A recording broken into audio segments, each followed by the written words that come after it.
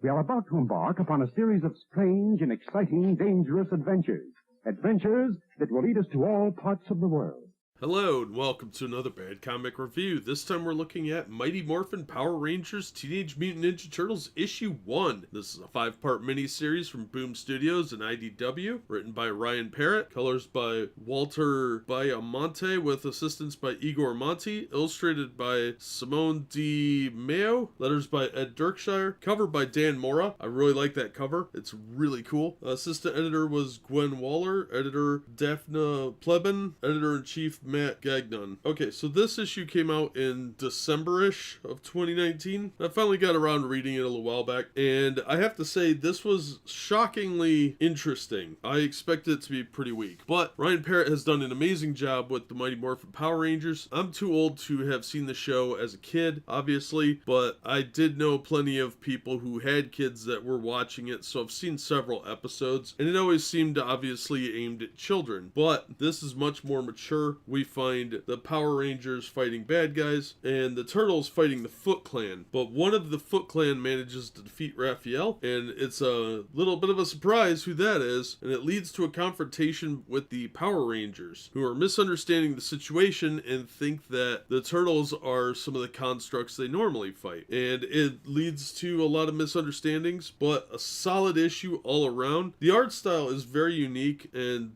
has a very anime manga type influence, but I actually didn't mind it. I thought it worked really well for what they were trying to do, and the way they draw the masks is a lot like Spider-Man's mask, where the eyes squint and it sort of helps the features of the Turtles to emote. So I thought that worked, and I was actually really impressed with this. Cover price was $5, and the cover quality is fantastic. The interior pages aren't bad. There is a little bit of the fluting that you get with lots of blacks. That kind of annoyed me, but it's not too bad on here. So I would definitely recommend this if you find it in the shop. Even at $5, I didn't feel cheated. This is a great team up, and it was a real interesting storyline. I'm real intrigued to see where this goes. So I hope it continues to be at least as good as this issue, because I had a blast reading it. So this is probably one of my higher recommendations for the month, and I would say if you get a chance to check it out, if you even only like one of the teams, definitely look into it. I thought it was a lot of fun, and I'm looking forward to reading issue 2. But that's just my take on it. Thank you so much for listening and supporting the channel. If you enjoyed the video, please hit the like button and consider subscribing so you don't miss future reviews. If you want to help the channel in other ways, links are in the description and on the About page. And as always, we hope to see you on the next one.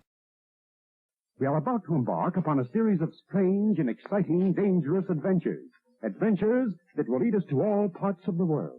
Hello and welcome to another Bad Comic Review. This time we're looking at Mighty Morphin Power Rangers Teenage Mutant Ninja Turtles Issue 2. This crazy crossover from 2020 is brought to you by Boom Studios and IDW, written by Ryan Parrott, colors by Walter Baiamonte with color assistance by Igor Monti, illustrated by Simone Di Maio with assistance by Alessio Zono, letters by Ed Dirkshire, cover by Dan Mora. Awesome cover, by the way. Really looks cool. The Turtles look badass on that one. I really like that. Power Rangers look good. Looks like a superhero cover. Assistant editor was Gwen Waller, editor Daphne Plebin, editor-in-chief Matt Gagnon. Okay, so the Turtles and the Rangers are facing off on top of a building, and no one's quite sure what's going on, but they quickly come to terms with the fact that they're all on the same team. Meanwhile, Tommy's missing, and he's down in the Technodrome, and that means that nothing good's gonna come out of that. We learn Tommy's true motivation as to why he's there, but it doesn't quite work out the way he's planning on it, and the Power Rangers get to hang out with the Turtles in their subterranean lair. And the team up begins as they hunt for Tommy and try and get their way into the Technodrome. Meanwhile, Shredder goes and meets with Rita, and we have an awesome cliffhanger ending. This has been an amazing miniseries so far. This issue is spectacular. It really has something for everyone. It's got a great team up of two classic universes, and the Turtles are handled really well, and so are the Power Rangers. Ryan Parrott is obviously a fan of both of these. If he's not, I would be shocked. He's been doing the regular Power Rangers book for a while now, and he's really good on it from what little I've actually seen of it, and I've heard nothing but praise for his Power Rangers work, but I would be happy to watch him do some Turtles work after reading this too. So the art is not a style that I'm generally accustomed to, but I don't hate it. I don't actually mind it at all. I thought it's pretty well done for its style, and the story is fantastic. It's got great pacing. We get to see the Turtles and the Power Rangers hang out together, so if you've always always wanted to see that, this is definitely going to be for you. So if you get a chance to pick this up, I highly recommend it. You don't actually have to have the first issue to jump in on this, so if you only find issue 2, it'll work, but it would be better if you had both issues. It is a mini series, so generally speaking, every issue is important, but it's not that big of a deal if you jump in on issue 2 on this one, I don't think. I was excited to see that this issue is holding up with the previous issue for quality, and I'm glad to recommend it. So if you get a chance to pick it up, please do so. But that's just my take. Thank you so much for listening and supporting the channel. If you enjoyed the video, please hit the like button and consider subscribing so you don't miss future reviews. If you want to help the channel in other ways, links to my Patreon and Streamlabs are in the description and on the About page. And as always, we hope to see you on the next one.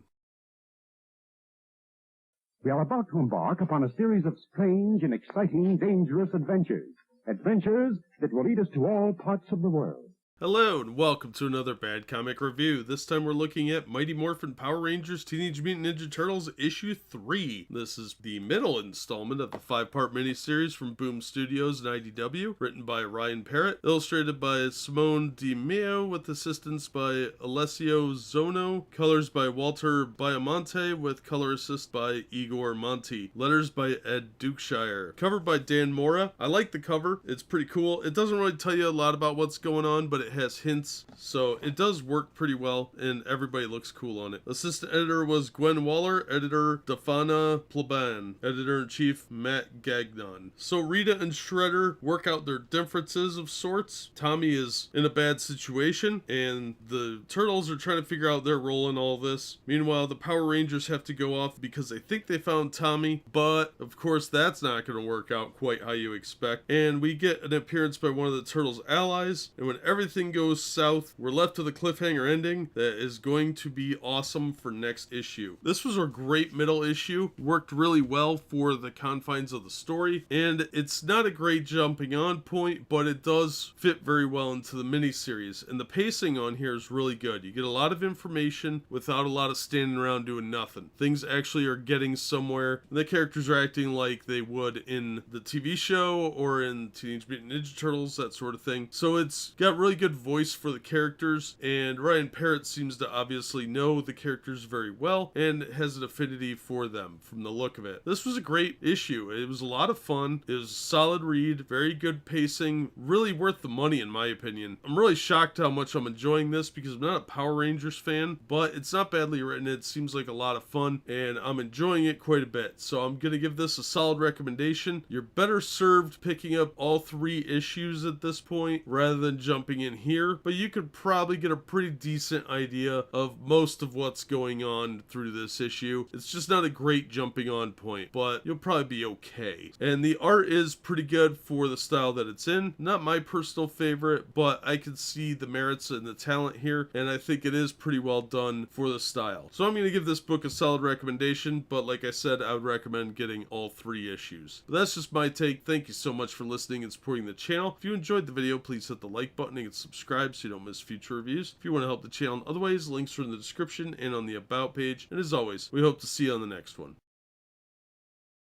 Hello and welcome to another Bad Comic Review. This time we're looking at Mighty Morphin Power Rangers Teenage Mutant Ninja Turtles issue 4. This is a 5-part miniseries from Boom Studios and IDW from 2019, written by Ryan Parrott, illustrated by Simone Di Meo with assistance by Alessio Zono, colors by Walter Baiamonte with color assistance by Igor Monte, letters by Ed Dukeshire. Cover I have is by Dan Mora. Assistant editor was Gwen Waller, edited by Stefana Pleban. Editor-in-chief Matt Gagnon. I like the cover. It does give you kind of a hint as to what's going on, and it's very dynamic. So we pick up shortly after we left off. The Power Rangers are unable to use their morphing coins, and that means they have to swap places with the Teenage Mutant Ninja Turtles. So we get to see Turtle Rangers and April. But the Power Rangers aren't about to sit things out. They're Power Rangers for a reason, so they go dressed like ninjas to rescue Tommy, while the Turtles fight off one of the Power Rangers bad guys. And they're teaming up with Casey Jones, to get to a technodrome run by Baxter Stockman. But things aren't quite as they appear, and there are some problems growing literally in Central Park. And we're left with a cliffhanger ending that looks like it's going to be pretty awesome. This was a really fun issue. It had a lot of action, and it really showed that the characters, even depowered, are heroes into their own right, and it showed the growing tension between Shredder and Rita pretty well. So I have to say, this has been a really fun miniseries. It took me a little while to track this issue and issue 5 down, but I finally got them, and the paper quality is great. It's held up really well. The story's a lot of fun. The art's really not for me. It's okay for the style it's in. It's just not really my favorite. It's very anime inspired, but it's well done for what it is. So if you like manga, anime art, you'll probably like the art in here, but the story really does support it quite well. So the story is very, very well done, and I think that really is the driving force. I would recommend getting these in trade if you can, but if you can find the individual issues for a reasonable price, obviously I'd recommend whatever's cheaper for you. So this is probably going to be a fairly difficult one to find once the rights are moved from one of these studios, because I don't think they're going to reprint this one a whole bunch of times. So if you get a chance to check it out, I would definitely recommend it. It's a lot of fun so far, and I'm hoping it wraps up just as well, and I'm sure it will. So that's going to do it for this one. Thank you so much for listening and supporting the channel. If you enjoyed the video, please hit the like button, and don't forget to subscribe so you don't miss future reviews. If you'd like to help the channel out in other ways, links are in the description to various ways you can support me, and as always, we hope to see you on the next one.